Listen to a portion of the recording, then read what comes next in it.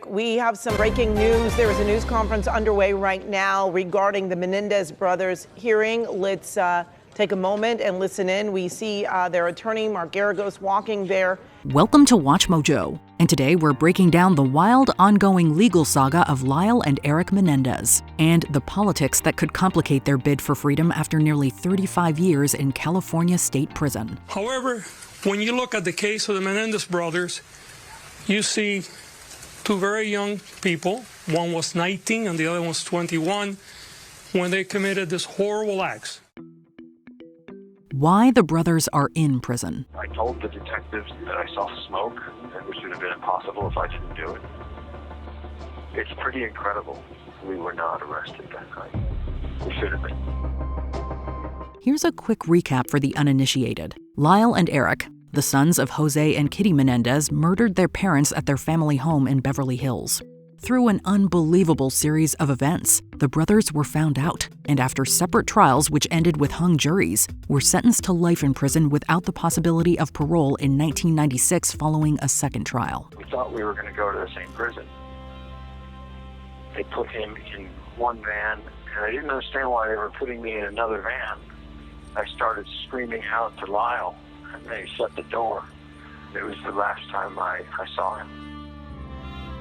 It's important to note that during the second trial, the brothers' claims of abuse against their parents, but particularly their father, were restricted, and cameras were banned from the courtroom. Those familiar with the case have often speculated that their sentencing may have been more lenient if not for those two rules. In first-degree murder, they were looking at life in prison without parole. Second-degree murder, under which a sentence, if convicted, would have been less than that, or manslaughter, under which they would have served some significantly reduced sentence and been out in maybe 5 to 10 years. What Lyle and Eric have been up to. I would come every week and it was just like grey, and I was like, how are we going to access our heart when there's no colour on the yard? She says two of Donovan's most infamous inmates, the Menendez brothers, had an idea. I spoke to Lyle and Eric, who had been thinking about a beautification thing where we're actually going to plant grass and get flowers and all that kind of stuff soon. Following their 1996 sentencing, it would have been easy for Lyle and Eric to resign themselves to life in prison, especially considering that they stood no reasonable chance of getting out. However, by all accounts, the Menendez brothers have been model prisoners. He helped me in a lot of ways, man. Mentally, helped me ground myself. Brightening up a dark place. I've been in prison for 27 years, and everything has been hard, concrete.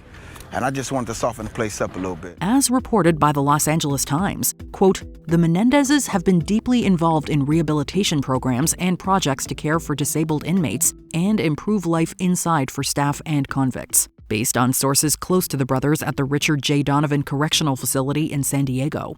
Both brothers have earned bachelor's degrees from the University of California, Irvine, with Lyle currently, quote, working on a master's degree in urban development. Jim, in 2020, when we aired this story, the Menendez brothers thought they had exhausted all of their appeals and were going to die inside Donovan. Tonight, it seems TikTok, new evidence, and public pressure may have changed the brothers' fate. Lyle separates from his wife. I have lived my whole life with hopelessness. If your childhood is traumatic enough, prison is an extension of that. I was able to function. I was able to find a sense of mental freedom. Yes, that's right. Not only did Lyle find a wife while imprisoned, he did it twice.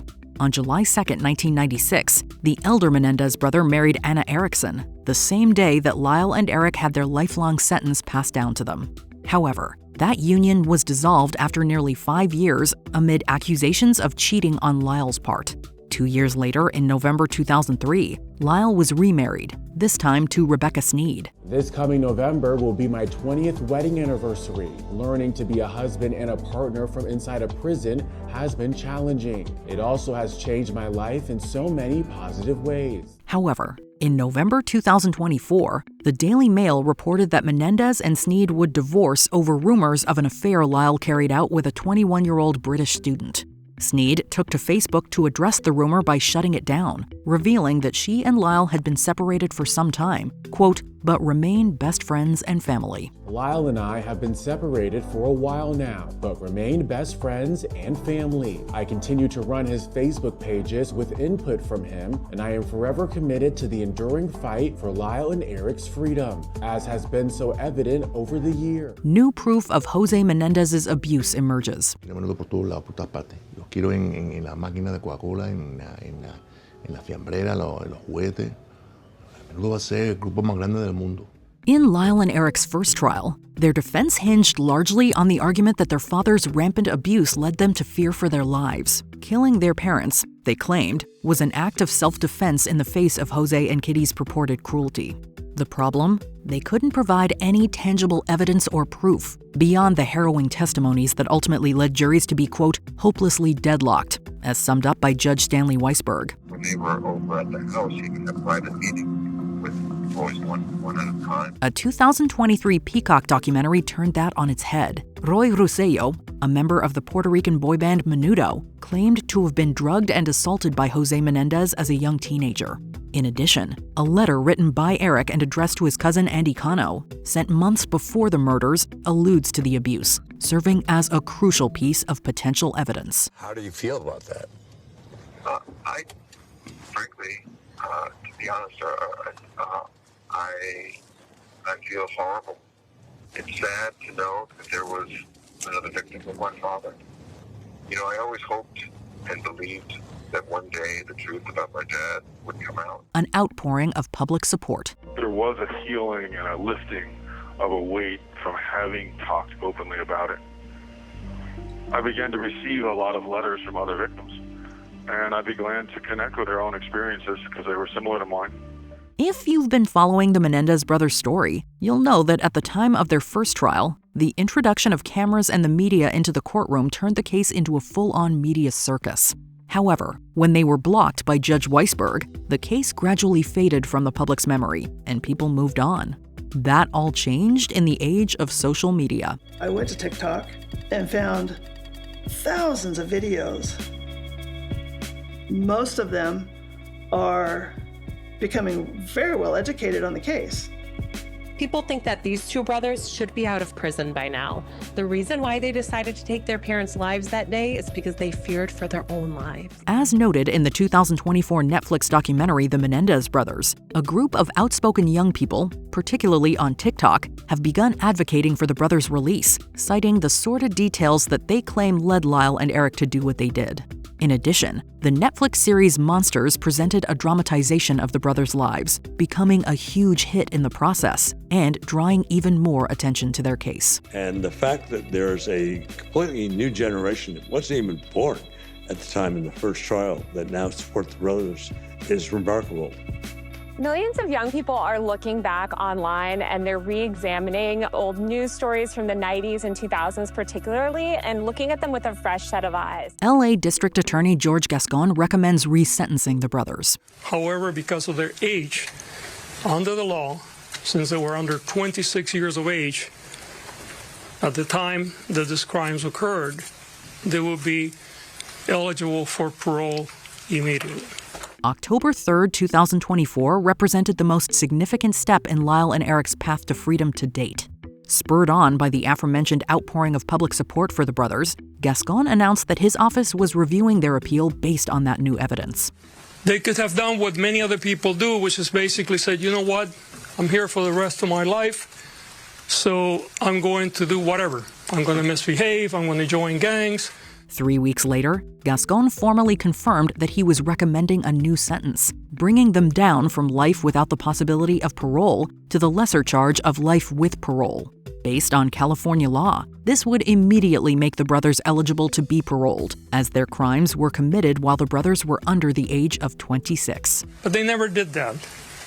To the contrary, even though they didn't think that they would ever be let free, they engaged in a different journey. Goodbye, Gascon. Hello, Hawkman. My name is Nathan Hawkman.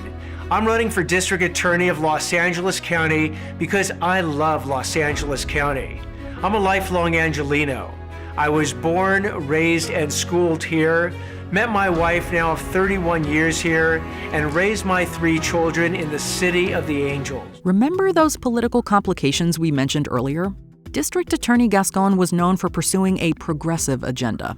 This did not land with dissatisfied California voters, who ousted Gascon, a Democrat, in favor of Nathan Hawkman, an independent who was registered as a Republican until 2023. Under Gascon's leadership, veteran prosecutors were stripped of their ability to file appropriate charges against violent repeat offenders. They were told to request reduced prison sentences. Hawkman, who is scheduled to take office on December 2, 2024, is noted by CNN as having taken a, quote, tough-on-crime stance, worrying some of the Menendez Brothers supporters, who fear that this approach does not bode well for them. In a statement, Hawkman asserted that, quote, before I can make any decision about the Menendez Brothers case, I will need to become thoroughly familiar with the relevant facts, the evidence, and the law. I don't have access to many of those documents at this point. But if it does go forward, I'll try to be ready by December 11th. If I'm not ready by December 11th, I'm not going to ask for delay for delay's sake.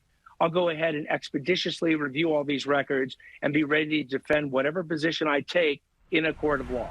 Before we continue, be sure to subscribe to our channel and ring the bell to get notified about our latest videos. You have the option to be notified for occasional videos or all of them. If you're on your phone, make sure you go into your settings and switch on notifications. The November 25, 2024 hearing. For those who weren't in the courtroom today, I think you could talk to anybody who was. It was a very, it was first of all, the first time that Lyle and Eric have been at least remotely in a courtroom in a number of years, number one. Hawkman's election wasn't the only obstacle faced by Lyle and Eric Menendez on the 25th.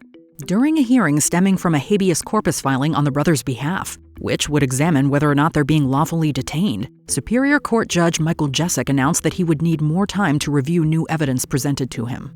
This is, of course, in addition to the time needed for Hawkman, the incoming district attorney, to be brought up to speed on the facts of the case. Aunt Terry and Aunt Joan, who are respectively Jose and Kitty's older sisters, both made impassioned pleas with the judge to send the brothers home, and like I said, very moving. As such, Jessic rescheduled a December 11th hearing, during which he would weigh in on the resentencing request for January 30th.